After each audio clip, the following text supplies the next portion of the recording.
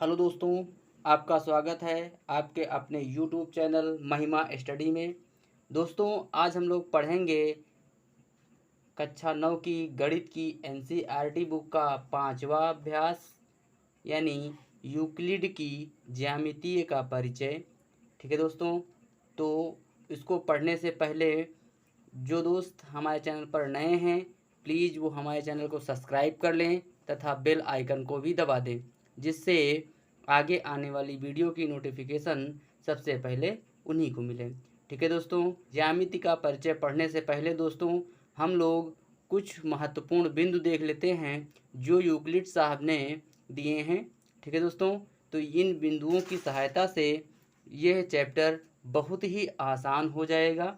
ठीक है दोस्तों, तो यूक्लिड के अभिगृहीत हैं जो कि 7 हैं और यूक्लिड की अभिधारणाएं हैं जो कि 5 हैं। ठीक है दोस्तों, तो हम सबसे पहले उन्हीं अभिगृहीत और अवधारणाओं को देख लेते हैं। ठीक है दोस्तों, उसके बाद हम लोग स्टार्ट करेंगे 5.1, लेकिन उससे पहले इन सभी चीज़ों को देख लेते हैं। ठीक है दोस्तों, तो ये अध्याय है 5 यूक्लिड की ज्यामिति का परिचय। ठीक है दोस्तों, तो यूक्लिड की अभिगृहीत जो हैं वो हैं, यानी हमारा पहला पॉइंट्स उन्होंने दिया है। पहला पॉइंट्स है कि वे वस्तुएं जो एक ही वस्तु के बराबर हैं वे एक दूसरे के बराबर होती हैं। ठीक है दोस्तों, तो हम लोग इसको उदाहरण के माध्यम से समझ लेते हैं। जैसे एक ये त्रिभुज बना हुआ है। ठीक है दोस्तों, ये त्रिभुज बना हुआ है, इसका नाम ए बी और सी है। ठीक है दोस्तों, तो अब क्या करते हैं, यानी ये 4 सेंटीमीटर इस साइड में है, 4 सेंटीमीटर इस साइड में है और 4 सेंटीमीटर इस साइड में है। और इसी प्रकार है त्रिभुज जिसका नाम सी डी और ई है। ये भी दोस्तों 4 सेंटीमीटर 4 सेंटीमीटर और 4 सेंटीमीटर है। तो यानी अगर ये दोनों 4-4 सेंटीमीटर के सभी हैं तो ये त्रिभुज दोनों आपस में क्या होंगे, बराबर होंगे। ठीक है, और दूसरा उदाहरण हम लोग देख लेते हैं कि जैसे दे रखा है ए बराबर है बी के। ठीक है दोस्तों, और ए बराबर है सी के। ठीक है दोस्तों, तो जब ए बराबर है बी के और ए बराबर है सी के तो हम ये भी कह सकते हैं कि ये बी बराबर है सी के। ठीक है दोस्तों, इस अभिधारणा में यही बताया गया है। ठीक है दोस्तों, तो चलिए हम लोग बढ़ते हैं अगली अभिधारणा की ओर। और अभिधारणा नंबर 2 दे रखा है कि समान राशियों में, यानी समान राशियों में समान राशियां जोड़ने पर प्राप्त राशियां भी आपस में समान होती हैं। ठीक है दोस्तों, कहने का मतलब ये है, चलिए हम एक उदाहरण से देख लेते हैं कि जैसे ये हम दे रखा है कि 15 बराबर है 15 के। ठीक है दोस्तों, ये दोनों राशियां क्या हैं, आपस में बराबर हैं। और कह रहा है कि समान राशियां जोड़ने पर, तो इसमें हम क्या करते हैं, समान राशियां जोड़ देते हैं। मैंने इस ओर 3 जोड़ा है और इस ओर भी 3 जोड़ा है, तो कहता है कि प्राप्त राशियां भी आपस में क्या होंगी, समान होंगी। तो ये इसी प्रकार अगर इनको हम दोनों को जोड़ रहे हैं 15 और 3, ये हो जाएगा 18 बराबर हो जाएगा 18। तो ये राशियां भी आपस में क्या होंगी, बराबर होंगी। यही कहता है अभिगृहीत यूक्लिड साहब का दूसरा नियम। ठीक है दोस्तों, तो अगला है, हम लोग बढ़ते हैं यूक्लिड साहब के तीसरे नियम की ओर। तो तीसरा नियम कहता है कि समान राशियों में से समान राशियां घटाने पर प्राप्त राशियां भी आपस में बराबर होंगी। तो चलिए देख लेते हैं हम इसको भी एक उदाहरण के हिसाब से। ठीक है दोस्तों, तो जैसे दे रखा है 50 बराबर है 50 के। ठीक है, ये राशियां आपस में क्या हैं, बराबर हैं। लेकिन कहता है कि समान राशियां घटाने पर प्राप्त राशियां भी आपस में क्या होंगी, बराबर होंगी। तो इसमें से हम फिर 20 को घटा दे रहे हैं इस साइड में और 20 को इस साइड में घटा दे रहे हैं, यानी 30 यानी 50 से जब 20 निकल जाएगा तो 30 बचेगा, और इधर 50 से 20 निकल जाएगा तो 30 बचेगा। ये दोनों भी आपस में क्या होंगी, बराबर होंगी। ठीक है दोस्तों, तो आई होप ये आप लोगों की समझ में आ रहा होगा। ठीक है, तो चलिए हम लोग बढ़ते हैं यूक्लिड साहब के चौथे नियम की ओर। ठीक है दोस्तों, तो यूक्लिड साहब का चौथा नियम कहता है कि वे राशियां जो परस्पर संपाती होती हैं एक दूसरे के बराबर होती हैं। ठीक है दोस्तों, तो जैसे कि हम लोग देख पा रहे हैं कि हम एक वर्ग ले रहे हैं। वर्ग जो है इसकी यानी इसका नाम हम रख दे रहे हैं ए बी सी और डी। ठीक है दोस्तों, और ये है 5 सेंटीमीटर, ये भी है 5 सेंटीमीटर, ये है 5 सेंटीमीटर, और ये भी है 5 सेंटीमीटर। ठीक है दोस्तों, और इसी हिसाब से अगला हम वर्ग ले रहे हैं, ये भी है, इसको हम मान ले रहे हैं कि ये है ई एफ जी और एच। ये भी है 5 सेंटीमीटर, ये भी है 5 सेंटीमीटर, ये भी है 5 सेंटीमीटर, और ये भी है 5 सेंटीमीटर। ठीक है दोस्तों, तो ये दोनों अगर संपाती का मतलब होता है कि अगर हम इसको इसके ऊपर रख दें तो ये पहली हुई आकृति को पूर्णतः ढक ले, यानी हमको दूसरी आकृति दिखाई ना दे, तो ये दूसरी आकृति यानी एक दूसरे के संपाती होते हैं, यानी बराबर होते हैं।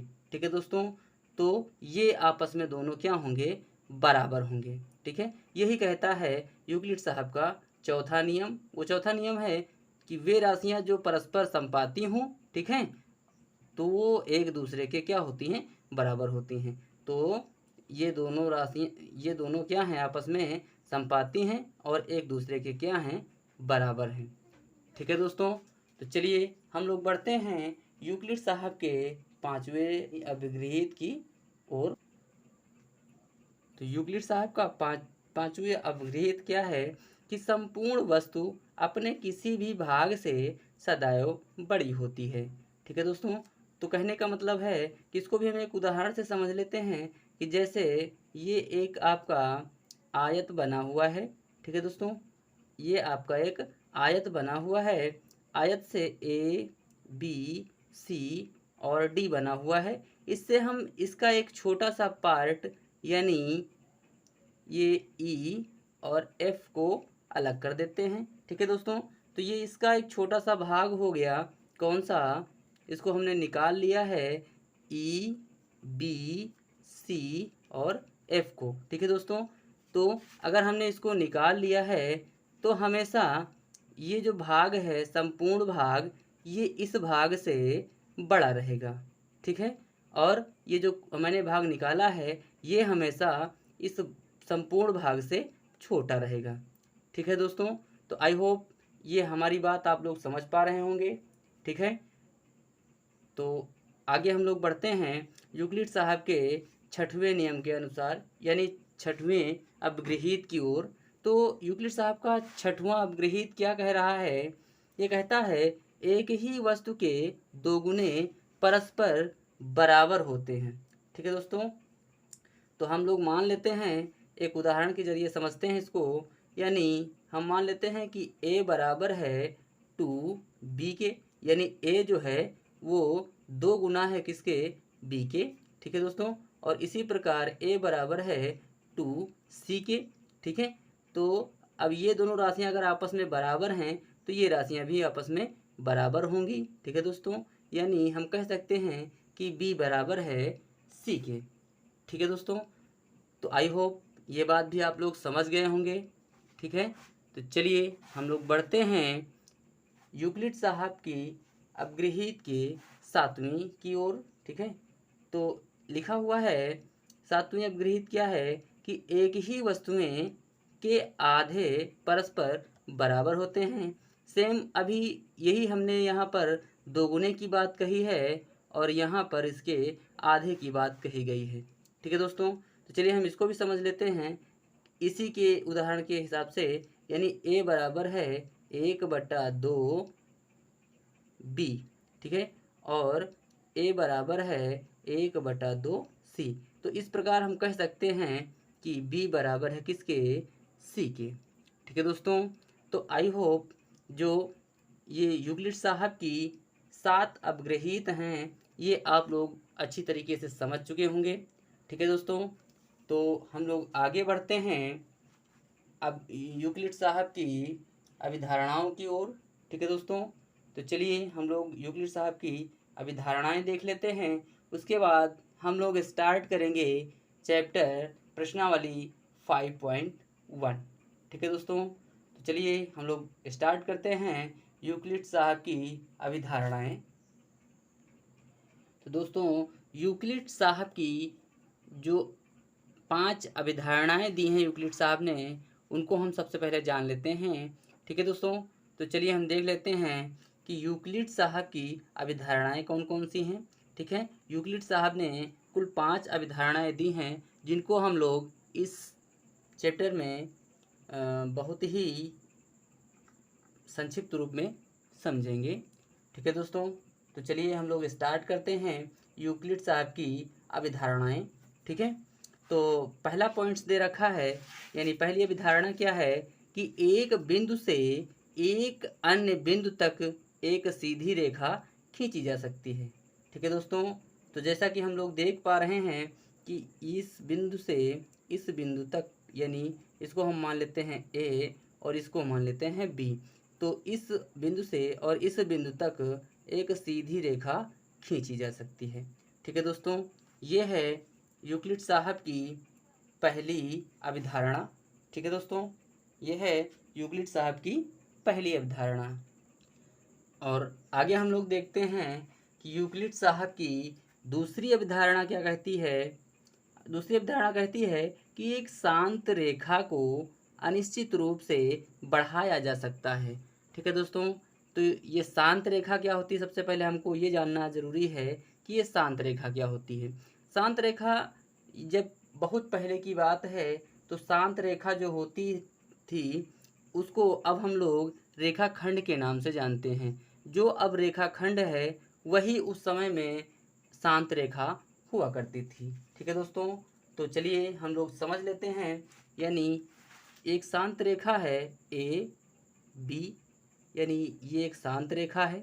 ठीक है दोस्तों, तो इसको एक अनिश्चित रूप से दोनों ओर बढ़ाया जा सकता है जितना हम चाहें उतना। ठीक है दोस्तों, तो ये अभिधारणा है यूक्लिड साहब की दूसरी अभिधारणा।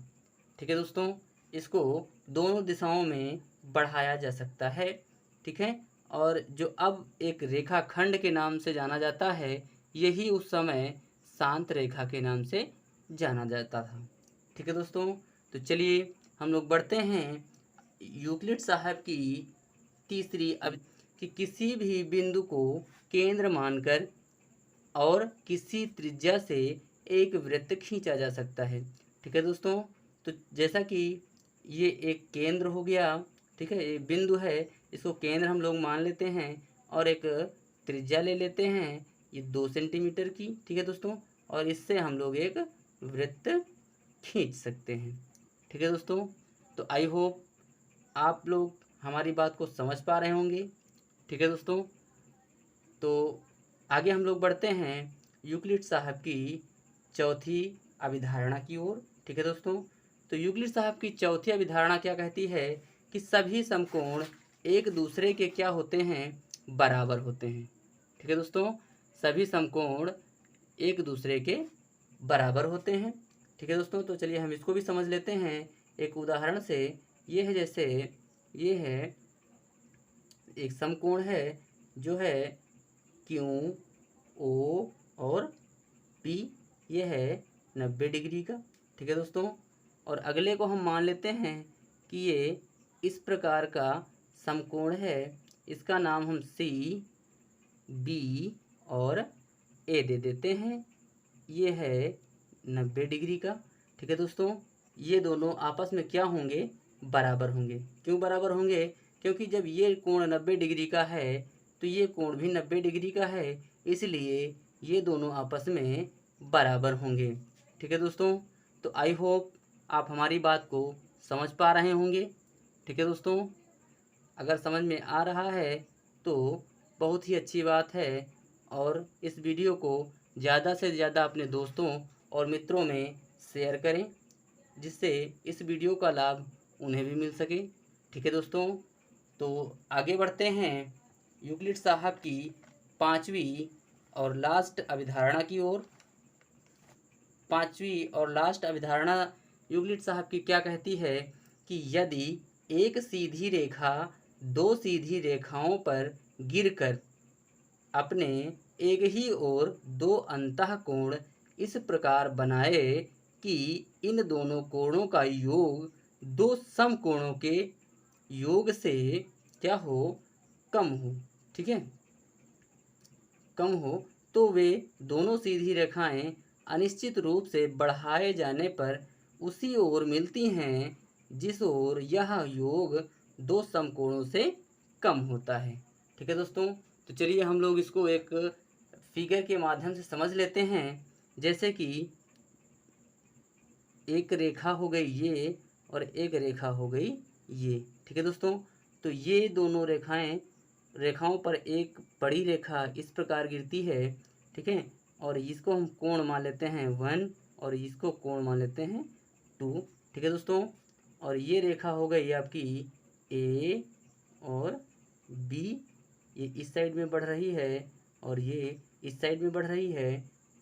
और ये बिंदु है सी, ये है क्यू, और ये बिंदु मान लेते हैं इसको हम डी, और इस बिंदु को मान लेते हैं पी।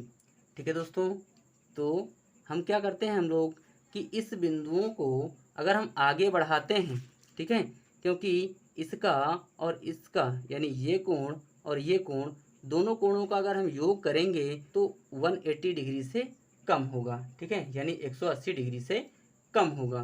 ठीक है दोस्तों, तो आप लोग ये समझ पा रहे होंगे कि यहाँ कह रहा है कि दो समकोणों के से कम हो तो वे दोनों सीधी रेखाएं अनिश्चित रूप से बढ़ाए जाने पर उसी ओर मिलती हैं जिस ओर यह कोण दो समकोणों से कम होता है। ठीक है दोस्तों, तो इस ओर अगर हम इसको अनिश्चित रूप से आगे बढ़ाएंगे तो हमेशा ये उसी ओर मिलेंगी जिस ओर इनका दोनों कोणों का योग 180 से कम होगा। ठीक है दोस्तों, तो इस ओर हम देख पा रहे हैं कि इस ओर यानी इन दोनों कोणों का योग जो है वो 180 से कम है, तो हमेशा इसी ओर ये मिलेंगी। ठीक है दोस्तों, अगर इस साइड में कम होता दोनों कोणों का योग तो वो इस साइड में मिलती। ठीक है दोस्तों, तो इस साइड में 180 से अधिक होगा तो इसलिए ये इस साइड में नहीं मिलेंगी, और इस साइड में 180 से कम है इसलिए इन दोनों रेखाओं को अगर आगे तक बढ़ाया जाएगा तो ये एक बिंदु पर एक दूसरे को काटेंगी, यानी एक दूसरे से मिलेंगी। ठीक है दोस्तों, तो आई होप ये चीज़ें आप लोग समझ पाए होंगे। ठीक है दोस्तों, तो यह वीडियो आप लोगों को कैसा लगा प्लीज़ कमेंट बॉक्स में हमें कमेंट करके ज़रूर बताएं। वो यानी अपने दोस्तों और मित्रों में इस वीडियो को ज़्यादा से ज़्यादा शेयर करें ताकि इस वीडियो का लाभ उन्हें भी मिल सके। ठीक है दोस्तों, मिलते हैं नेक्स्ट वीडियो में। तब तक के लिए जय हिंद, जय भारत।